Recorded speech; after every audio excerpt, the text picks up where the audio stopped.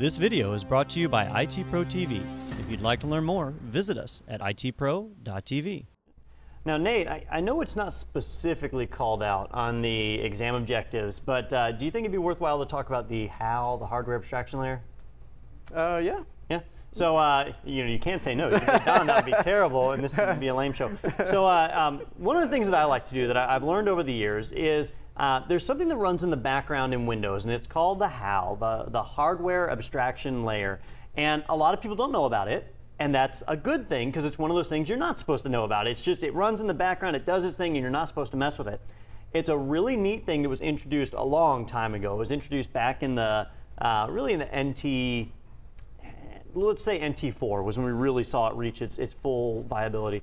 But it's been in every version of Windows since. In the really old days, right, if we go, let's just go all the way back down memory lane, right? If I was sitting down on my 386-33 and I was firing up Doom, the brand new game that just came out for the first time, and I wanted to play over the network with Nate, right? So we want to fire up our machines and play this old video game. Well, Doom would need to interact with my network card. And so inside of the Doom program, it had support for like a whopping 3 network cards. And if you had one of those 3 network cards, you were in business. If you didn't have one of those 3 network cards, you weren't in business and you couldn't play, right? Same thing with like if you fired up the old WordPerfect 5.1 or whatever. If you wanted to print, it had like 30 drivers built into it. And if you had one of those 30 printers, you were in good shape. If you didn't, you couldn't print, right? So back in the old days, every software vendor, every programmer who wrote a program, they had to also write drivers for the various hardware they wanted to support.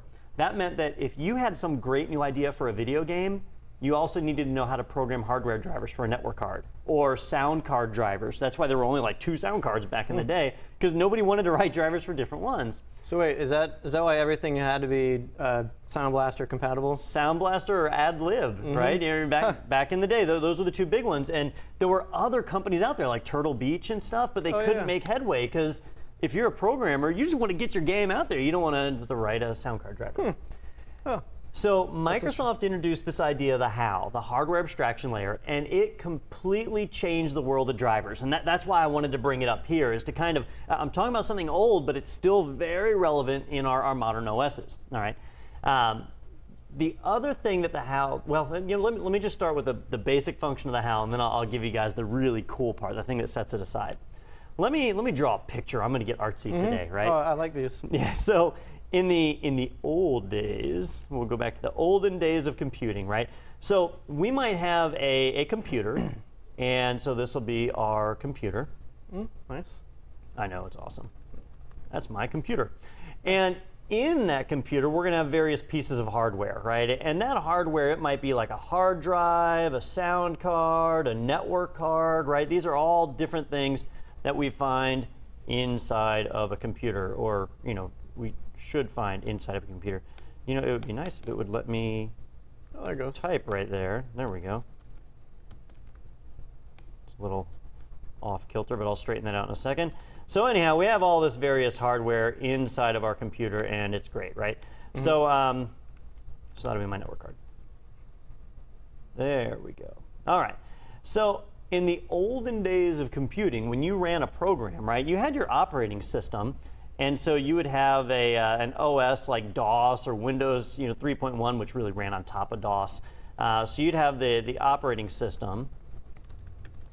And when you ran a program, like if you ran Doom, right, the video game is what I was using as my example earlier, if you launched a video game, it really kind of took the place of your operating system and took over access to all your hardware and stuff like that.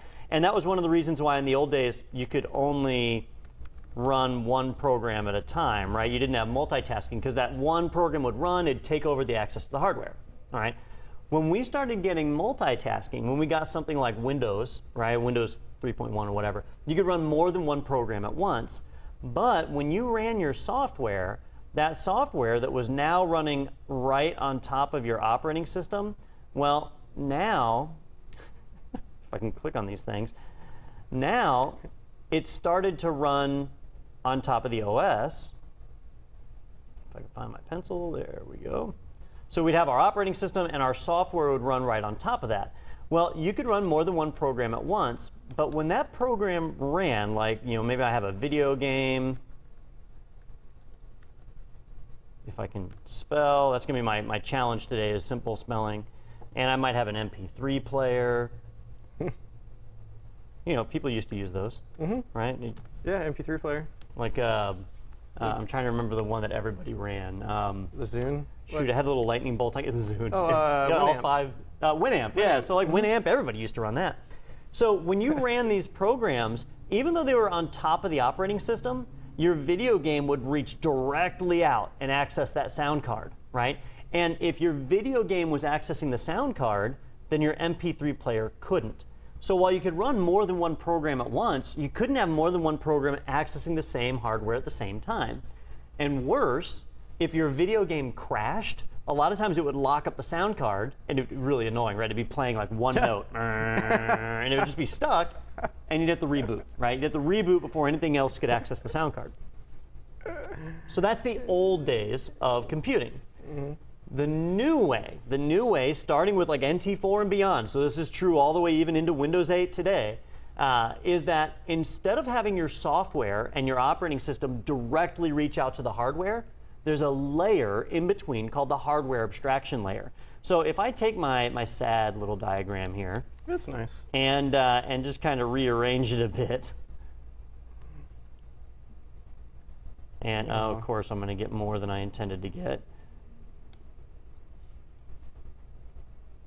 Dadgummit, you just can't win today. I know, I'm going to spend 20 minutes just kind of rearranging my little text here. All right. So instead of having it where all of your software and stuff runs up here and then directly accesses the hardware, instead, in Windows operating systems, you have this hardware abstraction layer. And the hardware abstraction layer actually runs underneath the operating system. It runs down here.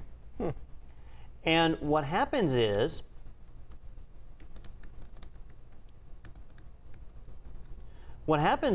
nobody is allowed to access the hardware except for the hardware abstraction layer.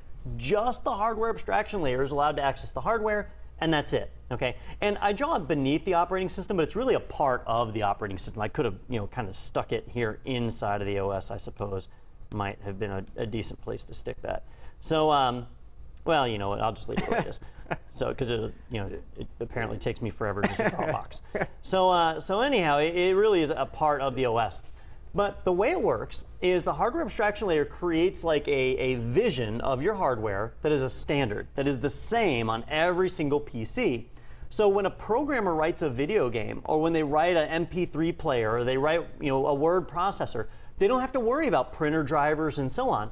All they have to do is make their software work with the hardware abstraction layer. So that video game is written to recognize the window abstraction layer, and the MP3 player is written to recognize the Windows hardware abstraction layer, and that's it.